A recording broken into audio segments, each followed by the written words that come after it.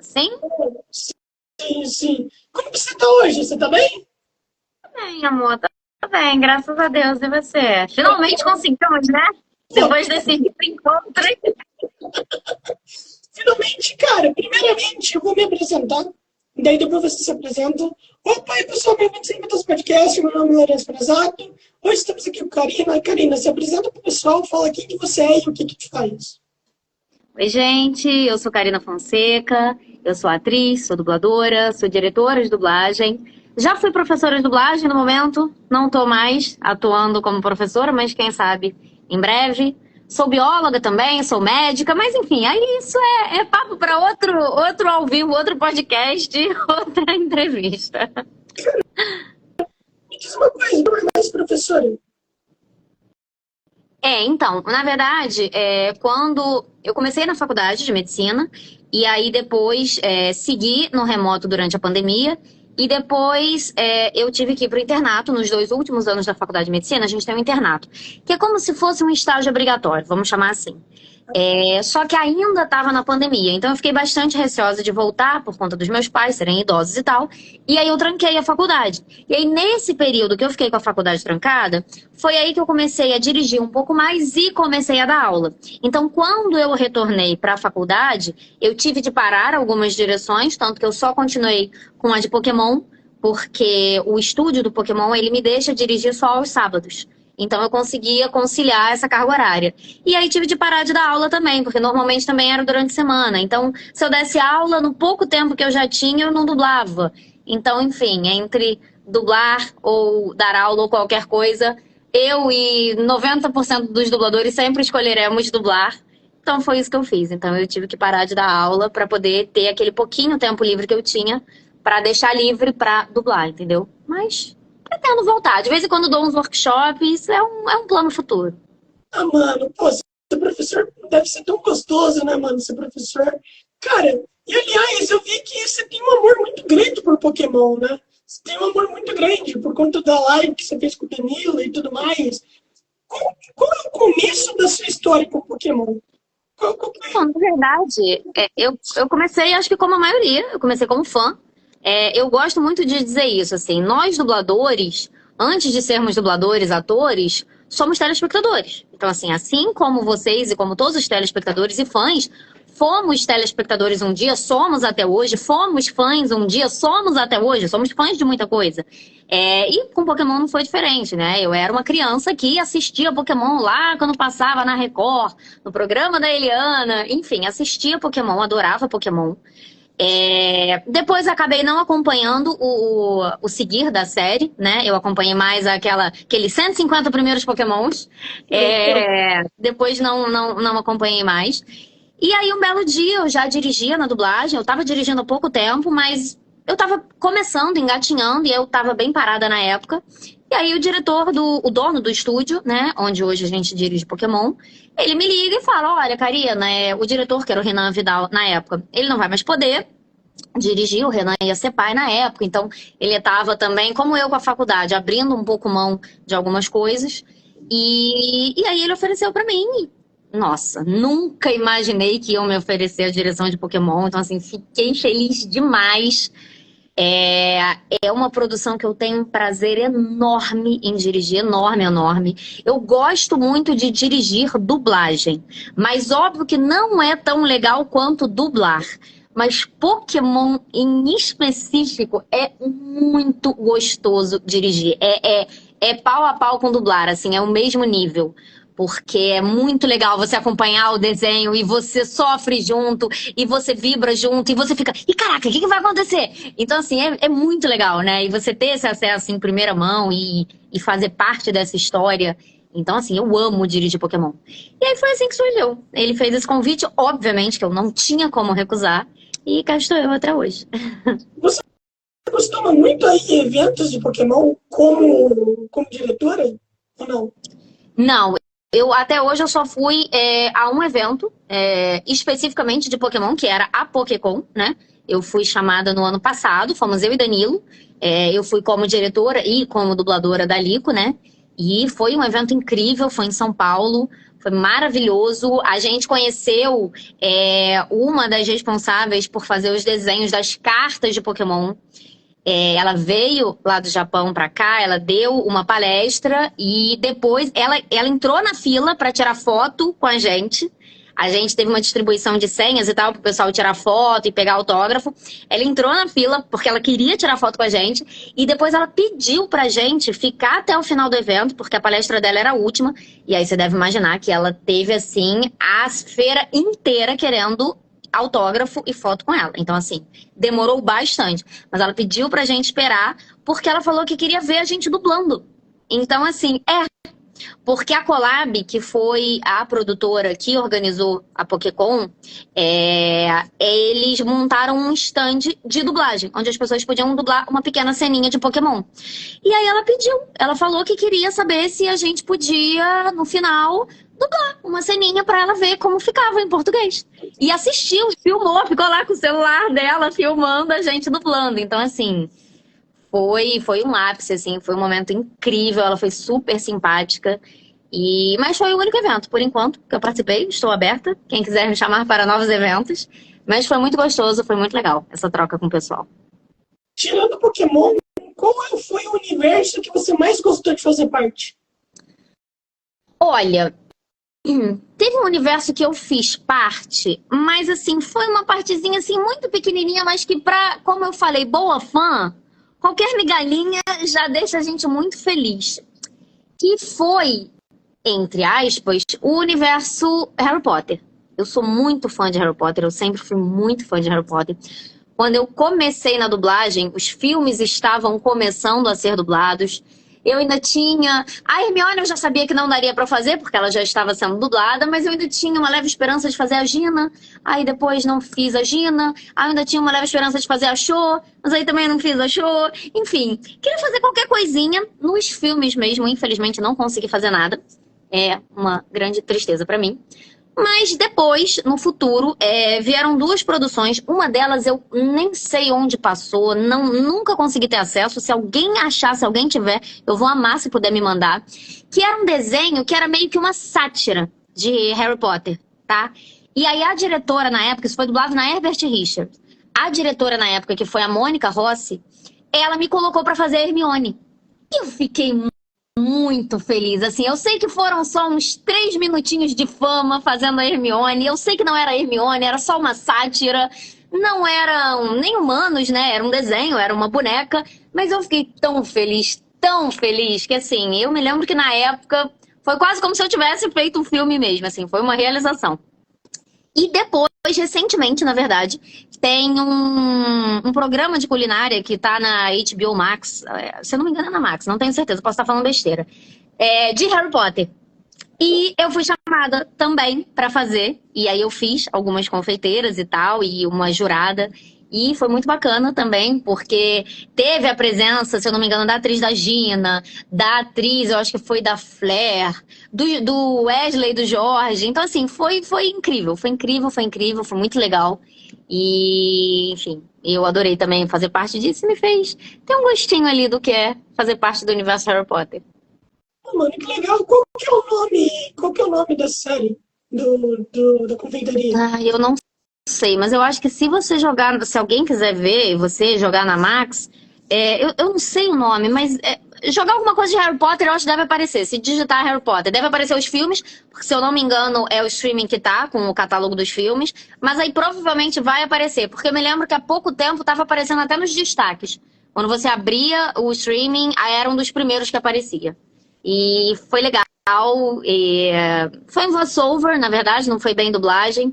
Mas, enfim, é Harry Potter, então tá valendo. É isso. Pô, mano, mas que legal isso, cara. Que da hora. Aliás, qual é o seu filme favorito de Harry Potter? Porque, assim, né, eu fiz parte de uma rádio de Harry Potter, tá ligado? Mas eu não sou muito fã, mas mesmo assim eu fiz. E, cara, é muito da hora, mano. Toda a mitologia por trás de Harry Potter. Qual que é o seu filme favorito? Qual que tá mais contigo?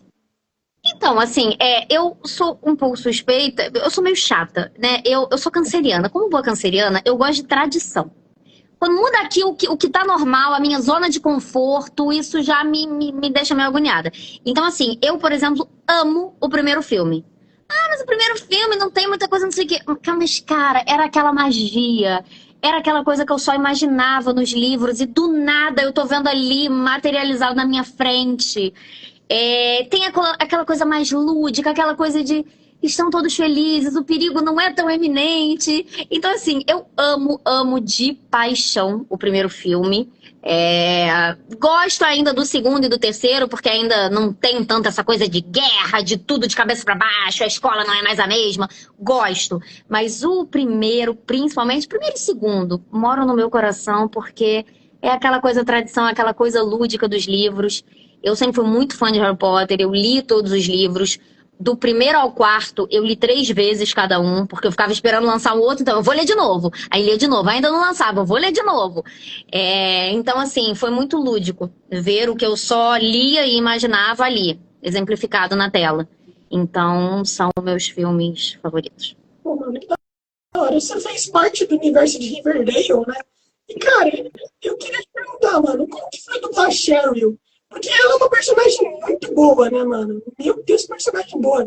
E também, como que funcionou a troca de vozes? Porque é o seguinte, sempre que tem troca de vozes, muitas pessoas não gostam, Sim. né? A galera não curte muito. Então, como que foi pra você assumir eu não vou dizer assumir, né? Mas como que foi pra você substituir uma dubladora que já tava desde o começo? Como que foi pra você? A galera pegou muito no seu pé? Ou aceitou tranquilamente? Então, Riverdale foi a primeira vez, pelo menos que eu me lembro, que eu fiz alguma substituição na dublagem. Eu, esse ano, completo 24 anos de dublagem, eu nunca tinha feito nenhuma substituição. Riverdale foi a primeira. E, pô, já cheguei assim, né? Sentando na janela. Riverdale, Cheryl, né? Então, assim, vai aquela coisa, né? Mas, assim, quando eu fiz o teste, o que aconteceu? O que me foi passado pelo Marco Ribeiro, que era o diretor da série, era... Quem fazia a Cheryl era a Louise Schaster. Ela viajou para o Canadá. E aí, parece que ela montou um estúdio lá, tentou mandar um áudio para ver se eles aprovavam, mas o que me foi passado é que o cliente não aprovou e então pediu novos testes. E aí eu fui uma das pessoas que fez teste, não sei quem mais fez teste comigo. Quando eu fiz o teste, o Marco já me advertiu. Ele falou, Karina, olha só para te avisar, tá? Se você passar nesse teste e tal, o Riverdale tem uma fanbase muito grande. Pode ser que os fãs peguem no seu pé, porque, né, os fãs não gostam de troca de vozes e tal, nananã. Até então, eu não tinha dimensão nenhuma, eu não assisti Riverdale, eu comecei a assistir depois que comecei a dublar. Eu não tinha noção nenhuma de como era, né? E aí, beleza, assim, até achei que ele tava exagerando um pouco, ok. Aí veio a notícia que eu tinha passado. Falei, beleza, legal, poxa, série famosa, né? Pelo que ele tinha falado e tal. Comecei a procurar saber um pouco mais. Falei, nossa, a série é famosa mesmo. Comecei a dublar. Nossa, quando foi o primeiro episódio pra TV, uma enxurrada de hate, uma enxurrada. Porque assim, o que aconteceu? Quando eu vi a personagem, como eu não assisti Riverdale, eu não fazia ideia de como ela era dublada. Quando eu vi o tipo da personagem, eu me lembro que um dos primeiros episódios, ela estava organizando um baile de primavera, um baile de encerramento, de final de ano, não lembro o que era. Mas enfim, ela tinha um jeitinho tão perua, tão metidinha, tão fresquinha, que eu botei uma coisinha assim mais metida, mais perua na voz, né? Mais patricinha. E foi o que foi aprovado pelo cliente, né? Foi o teste que passou. Só que aí a galera começou a cair muito em cima. Eu falei, pera, deixa eu entender o que tá acontecendo. Aí eu fui assistir dublado. E aí eu entendi que a voz da Louise ficava completamente diferente da minha. A voz dela, ela tinha dado uma pegada, mesmo ela sendo patricinha, metidinha, nananã, ela tinha dado uma pegada um pouco mais grave pra Cheryl do que eu tinha dado. Eu tinha botado uma patricinha muito fresquinha, muito agudinha. E aí eu conversei com o Marco, e aí a gente, vamos tentar aqui chegar no meio termo. Aí a gente tentou botar uma voz bem mais grave, porque a temporada que eu peguei em diante, a Cheryl já estava bem mais madura e tal, enfim. E eu tentei botar uma voz bem mais grave. A galera curtiu muito a voz, aí a galera começou a gostar e tal. Só que era muito complicado para eu manter aquela voz, não era uma voz que era confortável para mim. Então a gente conversou novamente e a gente tentou assim, não, olha só, nem cá nem lá, vamos tentar um meio termo, nem agudinha, nem muito grave. Vamos tentar ali um mais ou menos. Eu sempre ouvi muito público, então assim, os fãs vinham, porque não era só hate, né? Tinha gente que vinha dar opinião, e eu sempre ouvi muito, porque, né, eles que assistiam. Então assim, quem podia me dar um feedback melhor? Quem podia nortear melhor o meu trabalho que não eles? Então eu ouvia muito as dicas, os conselhos e tal. E eu acho que a gente conseguiu chegar num meio termo que agradou. Eu parei de ter os hates, graças a Deus. Consegui uma fanbase muito grande, né? Eu comecei a ter muito mais seguidores no Instagram, comecei a ter muito mais gente acompanhando meu trabalho. E eu nem sou uma pessoa, eu sou, como dizem, bem low profile, eu não sou de postar tanto. Mas mesmo assim começou a ter muito mais gente acompanhando o que eu fazia. Então eu acho que a gente conseguiu ali fazer um bem bolado e agradar gregos e troianos. E acabou que deu certo, graças a Deus. Em algum momento você pensou em copiar a dubladora anterior? O jeito que ela falava? Então, Não. o que eu sempre falo, depois da Cherry, eu cheguei a fazer mais 2 substituições. E aí o que eu sempre falo tanto que depois que eu comecei a ter esses hates, é que eu fui assistir como a Louise tinha feito. E aí o que eu sempre falo é que não é questão de copiar, mas é questão de ter respeito pelo que já foi feito e principalmente ter respeito pelo fã que está assistindo. Como eu disse lá no início, eu, antes de dubladora, também sou fã. Eu odeio quando substituem vozes. Eu odeio, mas assim, eu odeio com todas as forças. Citando um exemplo, eu sou muito fã da franquia Piratas do Caribe. Muito fã. Eu adoro, eu acho um dos melhores personagens do Johnny Depp. O Jack Sparrow, pra mim, é excelente. E no último filme, o Marco Antônio, que é quem dublava ele em todos os outros, ele não pôde dublar. E quem dublou foi o Jorge Lucas. O Jorge Lucas tem um trabalho exemplar. Ele é maravilhoso. Eu não tenho um A e acho que ninguém tem pra falar do trabalho dele. Mas não era o Marco Antônio. Então eu lembro que quando eu comecei a assistir, eu falei, não dá. Botei no legendado. Eu que sou dubladora, fui assistir legendado. Então, assim, eu acho que não é uma questão de copiar, mas é uma questão de tentar tornar menos estranho para o público. Fazer o público continuar tendo, nem que seja uma mínima familiaridade. Então, eu fiz isso com a Cheryl, por isso a gente tentou chegar nesse meio termo da voz. Eu fiz isso, depois eu fui fazer Euforia também, eu substituí a Aline, eu fiz a Mad, eu assisti como a Aline fez para eu tentar fazer minimamente parecido, para as pessoas não sentirem tanta diferença. Eu substituí a Luísa Palomanes no desenho dos Croods, um desenho que foi para Max também, né? Não nos filmes do cinema, mas uma animação que foi para Max. E a mesma coisa, assim, eu sou muito fã da Lu, a Lu é muito minha amiga e eu adorava aquela personagem. E a mesma coisa, eu tentei deixar o mais parecido possível. E é o que eu falo, não é questão de copiar, mas é questão de respeitar vocês que estão ouvindo e eu mesma, se fosse o público, né? Assistir e gostar do que eu tô vendo. Eu, por exemplo, que era desses 3, eu não assisti Riverdale nem Euforia, mas eu assisti os Croods. E eu mesma não gostaria de ver a Ip com uma voz tão diferente da voz que era da Luísa, sabe? Eu acharia estranho, porque eu adoro os Croods. Então eu tentei deixar um timbre minimamente parecido, né? As intenções, as entonações, para não gerar tanta estranheza, entende? Então eu acho que é mais por esse lado. Cara, mas eu acho que uma missão mais difícil assim, que você fez foi a Arlequina, né? No anime do Esquadrão Suicida. Porque ela já tinha uma dubladora fixa, né? Mas daí eu não me lembro o que aconteceu. Eu acho que ela acabou morrendo, né? Não foi isso? Eu acho que foi isso que aconteceu. Não foi? Ela teve uma dubladora principal, que era a Yara Rissa. Aí a Yara, na época, que foi quem fez os desenhos mais famosos, né? Que tava lá na memória da galera antigamente, né? Sim. E aí a Yara, eu acho que não foi nem porque ela tinha falecido. Eu acho que a Yara, ela tava começando a parar de dublar. Ela tinha passado por algum concurso público na época, foi alguma coisa assim. E ela começou a parar de dublar aos pouquinhos, ela infelizmente até veio a falecer depois. Mas eu acho que não foi isso, tá? Eu acho que foi por conta desse trabalho. Eu acho que ela não tinha falecido ainda. E aí substituíram ela novamente, e aí foi a Eve que começou a fazer, e que aí acho que, principalmente para os mais jovens, a voz da Eve deve ser a mais conhecida na Arlequina. E aí, nesse caso, a Eve não dublava nesse estúdio. Era um estúdio que já tinha tentado entrar em contato com a Eve para outras produções, a Eve não aceitava, e aí eles foram e me chamaram, e aí falaram, olha, é a Arlequina. Eu me lembro que logo no primeiro momento eu falei, vocês já falaram com a Eve? E aí eles disseram, a Eve não dubla aqui. A gente já tentou chamar ela várias vezes e ela nunca aceita.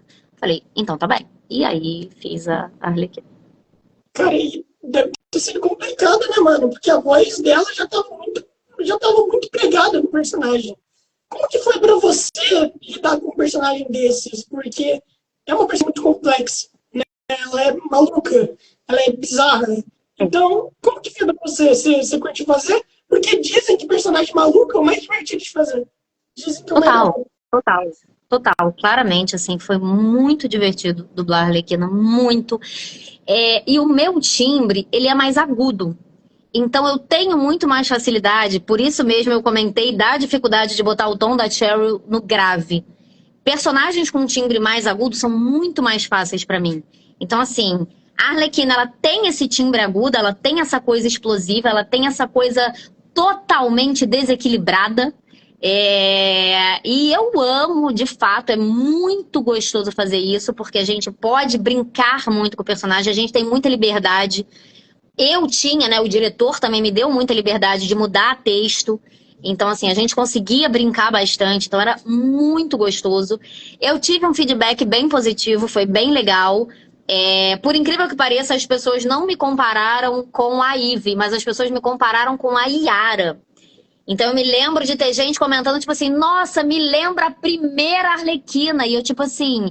E essa de fato foi sem querer. Essa de fato eu não mirei nem na Yara, nem na Ivy, assim. Como era um anime, eu só tentei me divertir, porque, né, não tinha bem essa pegada de ser a atriz, né? Era uma coisa mais, uma animação.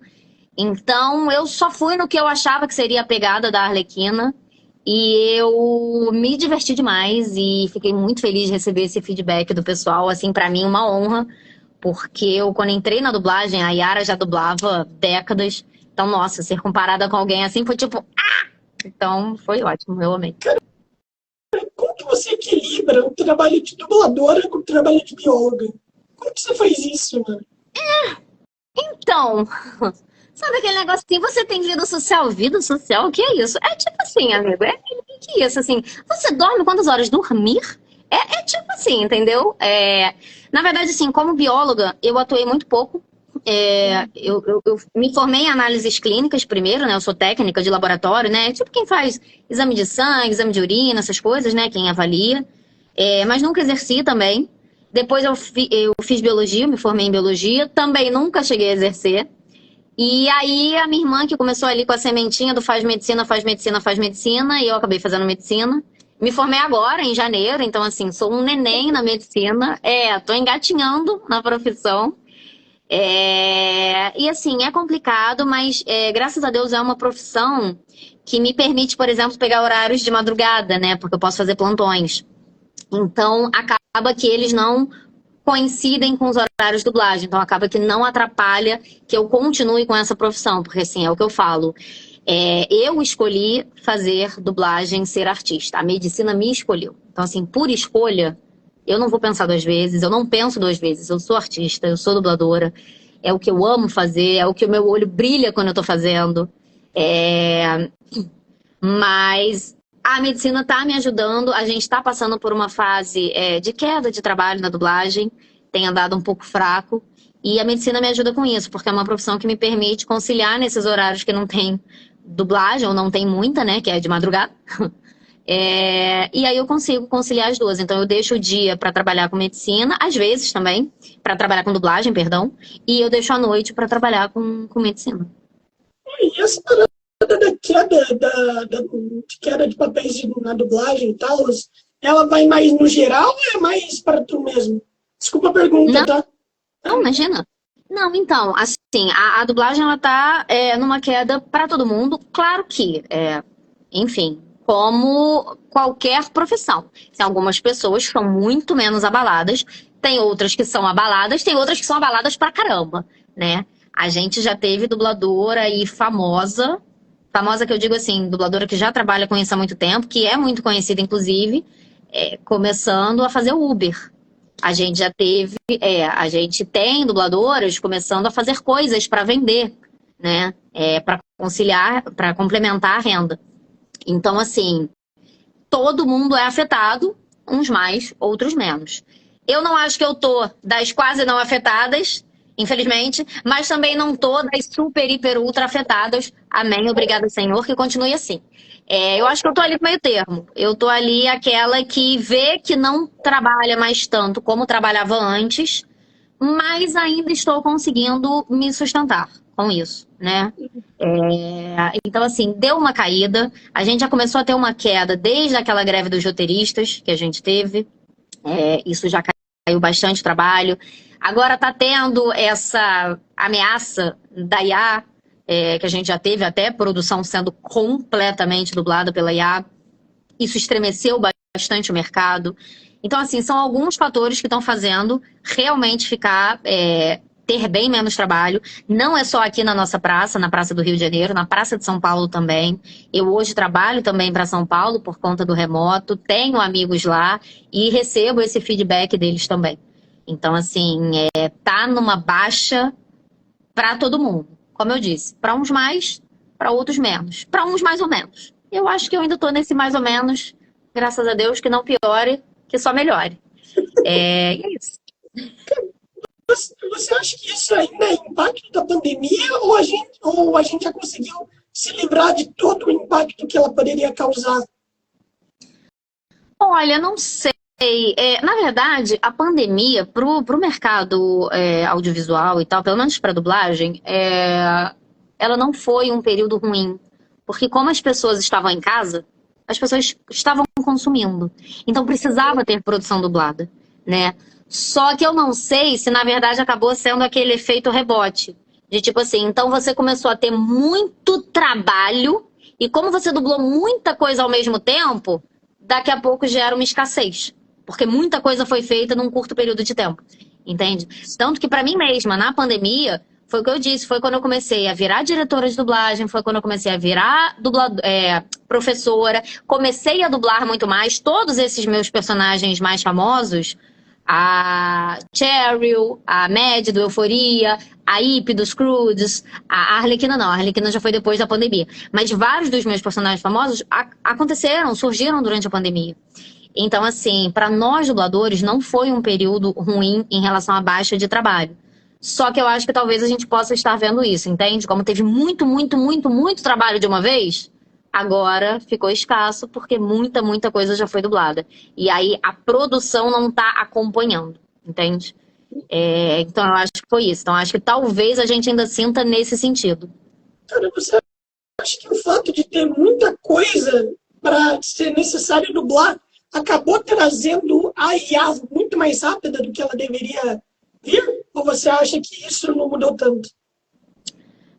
Na verdade, eu acho que a IA, ela é um fenômeno que aconteceria independentemente disso. Eu acho que ela já veio se fortalecendo em vários nichos e acho que a dublagem foi só um deles, né? No qual ela tá tentando ser inserida, né? Ela ainda não tá completamente inserida, graças a Deus. Um filme completo, por exemplo, que eu tenha conhecimento, aquele da Amazon foi o único até hoje. Já tiveram algumas participações, se eu não me engano, num documentário da Globoplay, que eu também fiquei sabendo, mas enfim. Então ela ainda está tentando ser inserida, né?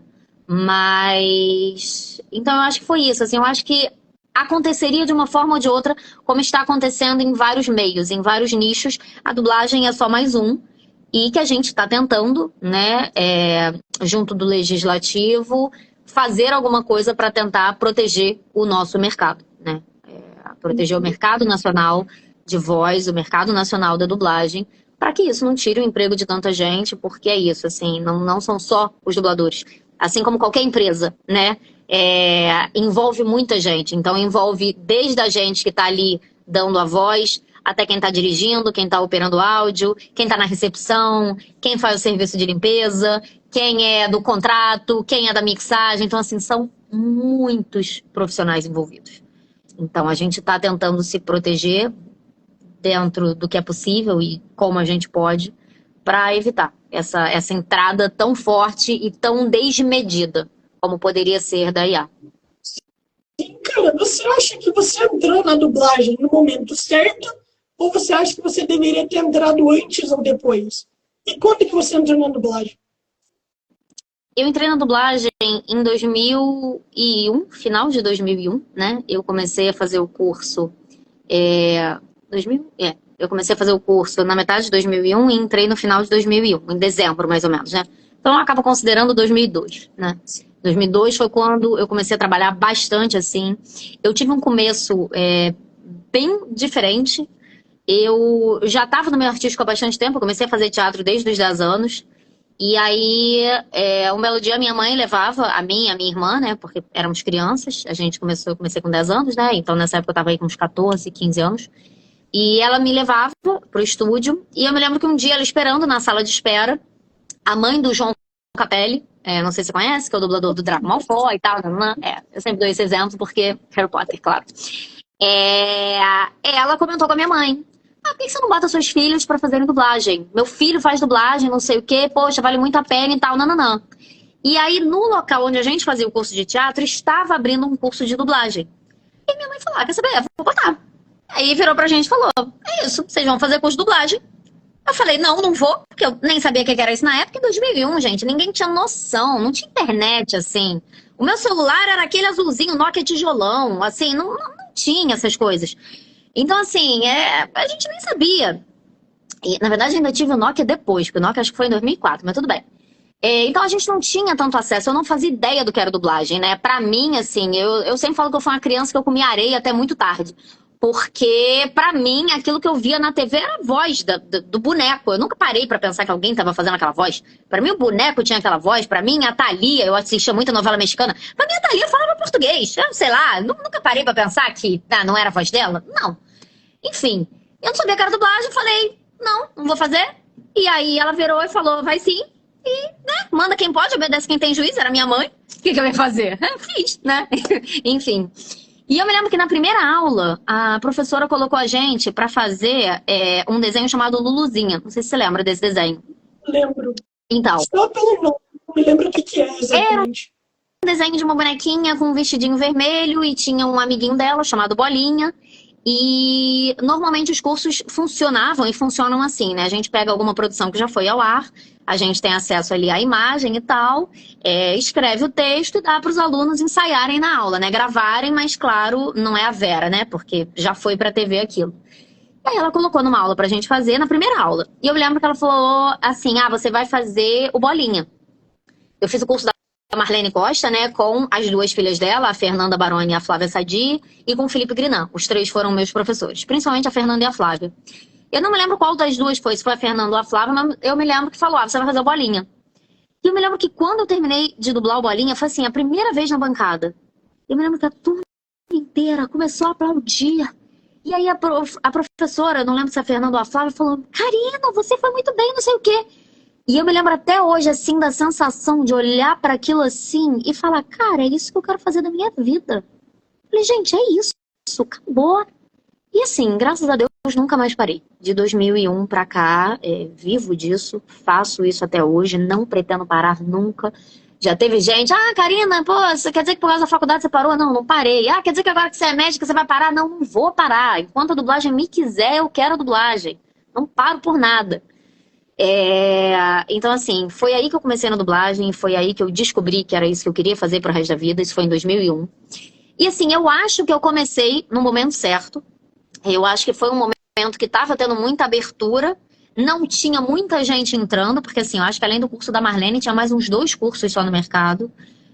Então, assim, não estava inflando o mercado de profissionais e tinha muita abertura para novos profissionais. A única coisa que eu acho, principalmente olhando para trás, é claro que eu acho que todo mundo, quando olha para trás, se critica, né? Critica o que fez, tipo: nossa, como eu era horrível, nossa, eu podia fazer melhor, nossa, não sei o quê. Outro dia eu estava assistindo uma entrevista no Bial da Regina Duarte, comentando sobre Roque Santeiro, e ela falando que ela olha hoje a Porcina e ela acha horrível, que ela nunca faria daquele jeito hoje. E, poxa, foi uma personagem icônica, né, que fez muito sucesso, que as pessoas gostam muito até hoje, né? A novela talvez não teria feito tanto sucesso se não fosse essa personagem, do jeito que ela fez. Mas ela mesma não gosta.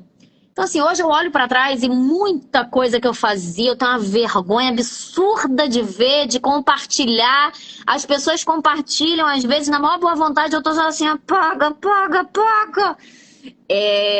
Então, assim, eu só acho que eu não me desenvolvi tão rápido como eu vejo hoje pessoas se desenvolvendo.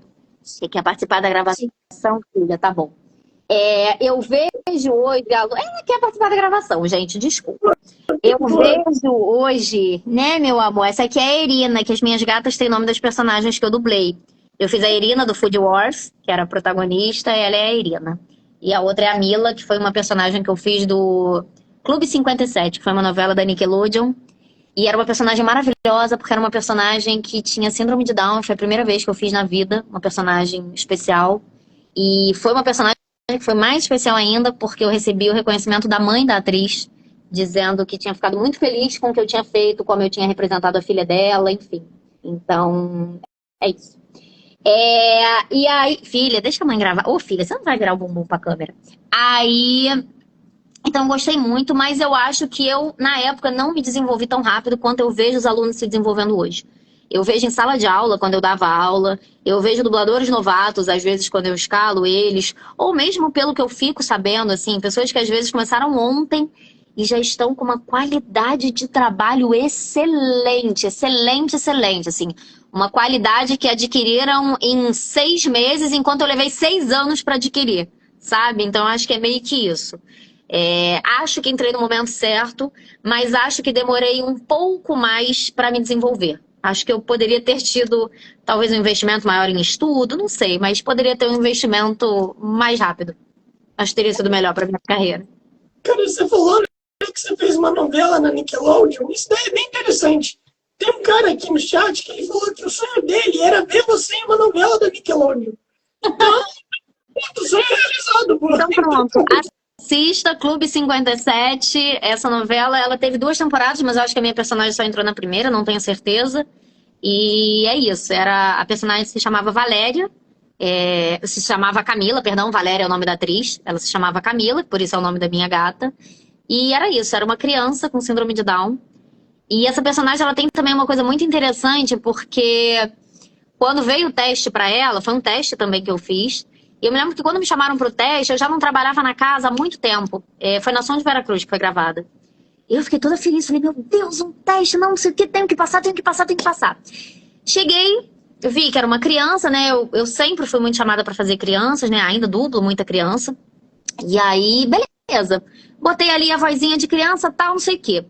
Aí quando eu saí do teste, que era aquilo, assim, você dublador ainda inseguro, e era o que eu era na época, mesmo já estando dublando há muito tempo, como eu disse, eu demorei pra me desenvolver, você fica preocupado com tanta coisa, e eu até falo isso com os meus alunos, né, falava quando eu dava aula, você fica preocupado com a voz, você fica preocupado com o sincronismo, você fica preocupado com a interpretação, que muitas vezes isso é tudo insegurança. Quando você já tem tudo isso bem estabelecido, você consegue se preocupar com outras coisas. Como eu não tinha isso bem estabelecido, essas eram as minhas preocupações.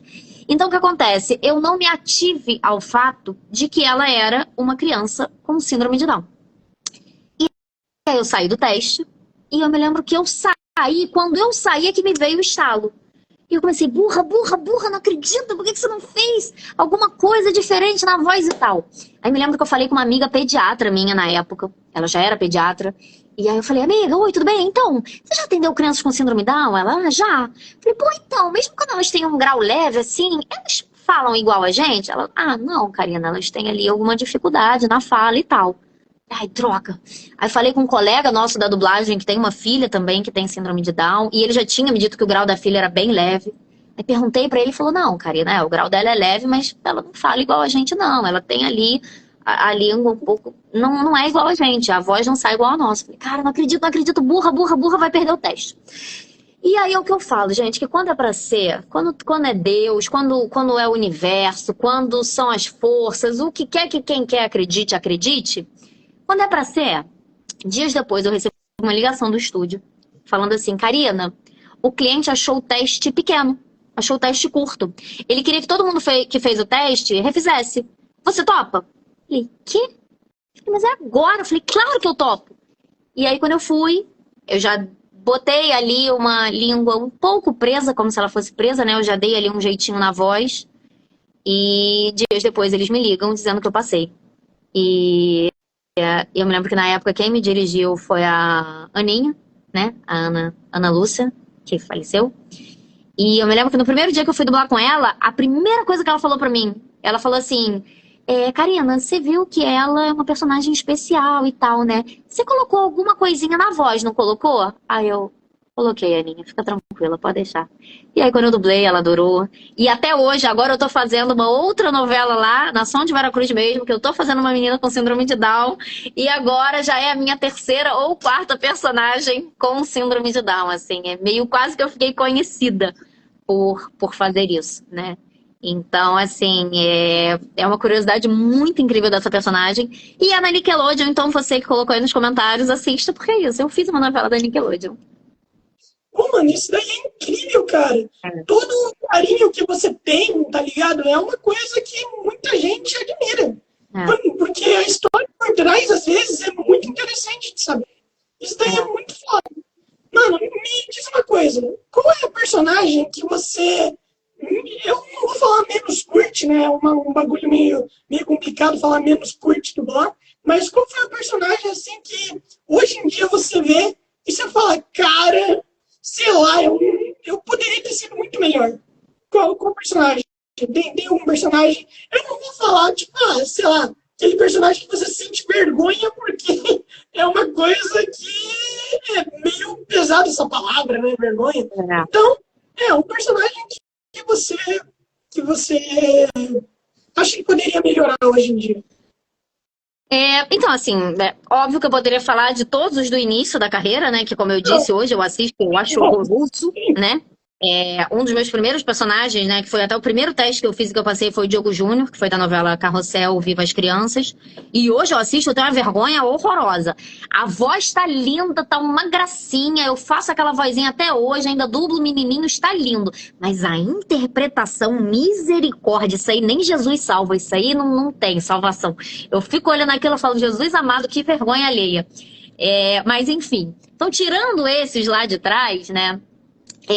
A Cheryl é uma que eu gostaria de ter...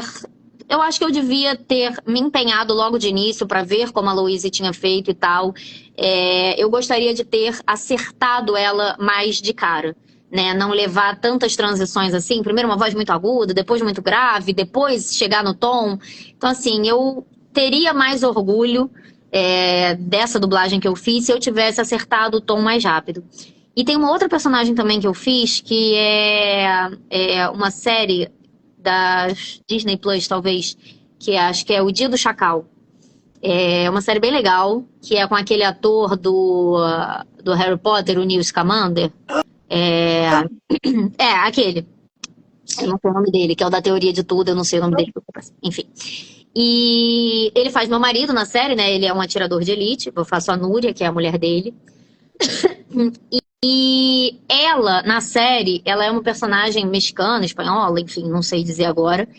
E aí, na série, ela oscila entre falar o idioma nativo dela e falar o inglês, né? E aí, nós só dublamos o inglês. E ela, mais uma vez, a gente volta pro que eu tive com a Cheryl. Ela é uma atriz que ela tem uma voz muito grave. Muito grave. E eu tentava botar o grave. Só que como não é uma zona de conforto meu, eu volta e meia perco. Ainda é uma deficiência que eu tenho, é uma coisa que eu sei que eu preciso procurar sanar, procurar parar essa aresta, talvez com uma fono que possa me ajudar a achar essa região grave e confortável. Mas é isso, volta e meia eu perdia. E aí o que acontece é que em algumas cenas ela tava com o meu timbre mesmo, que é aqui, esse médio, né? Não é grave, não é agudo, é um médio. E quando ela falava no idioma original, ela tava com uma voz super grave. Então eu achei que essa coisa de ficar destoando não ficou tão legal. Eu acho que se eu tivesse conseguido manter o grave, que eu sei que eu consigo fazer, só tenho dificuldade, teria sido um trabalho que eu tenho mais orgulho. Assim, eu recebi até feedback positivo de pessoas que assistiram essa série, que gostaram da interpretação e tal. Mas é uma crítica que eu me faço, assim, justamente talvez por saber que eu tenho essa dificuldade. Então, é uma coisa que eu acho que eu poderia ter mais orgulho se eu investisse mais em conseguir manter esse grave. E, cara, e aliás, você falou que essa personagem, ela alterava entre o idioma nativo dela, né, e o inglês. Por que vocês só dublaram uma única linguagem e vocês pensaram em botar, em dublar né, em 2 idiomas? Vocês chegaram a acreditar nisso? Então, normalmente, isso é a escolha do cliente. Tem muita coisa, às vezes, que a gente, enquanto público, acha, tipo assim, pô, que tosco, por que que eles não fizeram isso ou não fizeram aquilo? Só que a gente volta, igual eu falei da minha mãe, né? Manda quem pode, obedece quem tem juízo. É o mesmo problema que eu passo no Pokémon. A gente tem um Pokémon muito famoso, que o nome dele, pros brasileiros, era Arceus. Só que a gente recebe um guia de áudios da Pokémon Company. E a Pokémon mandou deixar Arceus. Eu acho bonito Arceus de forma nenhuma. Eu preferia muito mais Arceus. Mas é aquilo, manda quem pode, obedece quem tem juízo. Ele é o dono do produto. Se ele mandou eu botar, eu vou botar. Então foi a mesma coisa, assim, não era uma coisa que cabia a gente, né? Foi uma escolha do cliente manter o idioma original quando ela falasse nessa outra língua, né? Como se a língua dela fosse o português, né? Que não era o inglês, mas enfim. E quando falasse o espanhol mexicano, enfim, manteria no original. Então, enfim, não era uma coisa que cabia a gente. Eu recentemente fiz uma outra produção que tá para estrear ainda, onde é uma menina aprendendo inglês.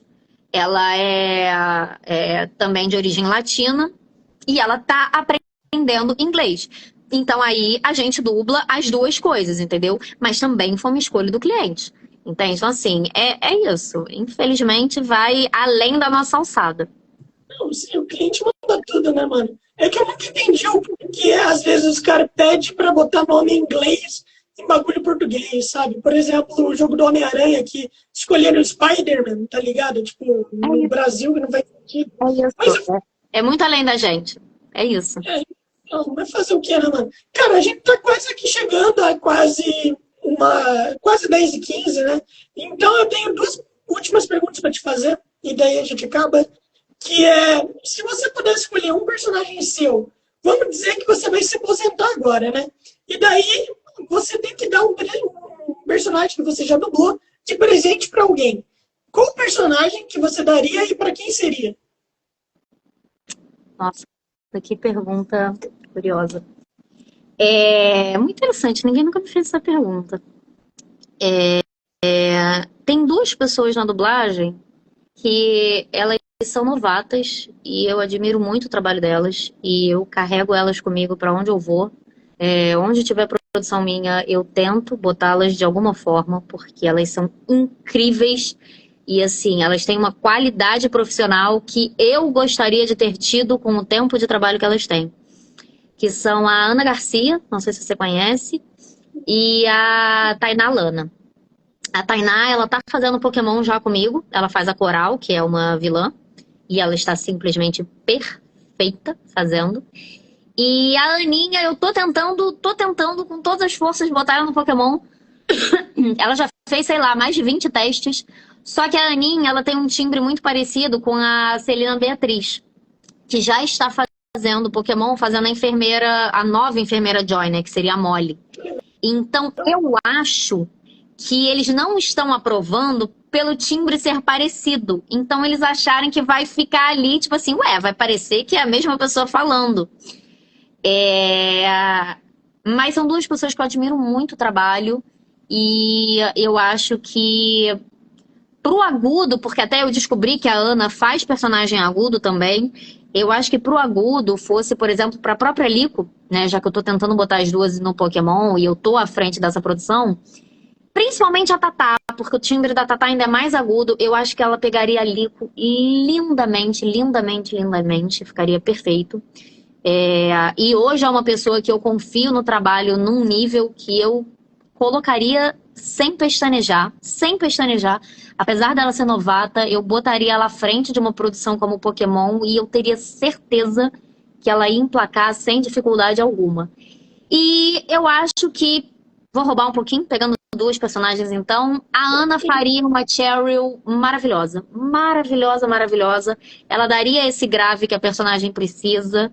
E tenho certeza que também em termos de interpretação, de tudo, ela protagonizaria como ninguém. Então são 2 pessoas que eu daria assim de olhos fechados.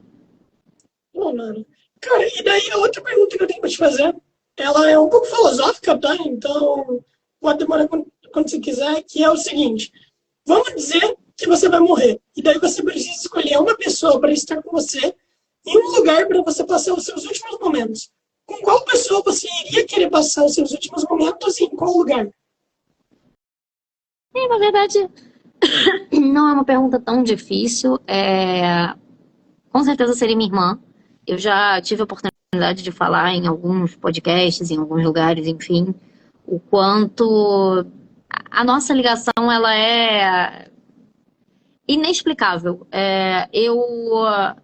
Eu não acredito, mas eu não desacredito de outras vidas, que eu sou essa pessoa assim, prefiro não opinar, dando meio aqui uma de Glória Pires, prefiro não opinar se tem, se não tem. Se tem, eu acredito, se não tem, eu também acredito, enfim.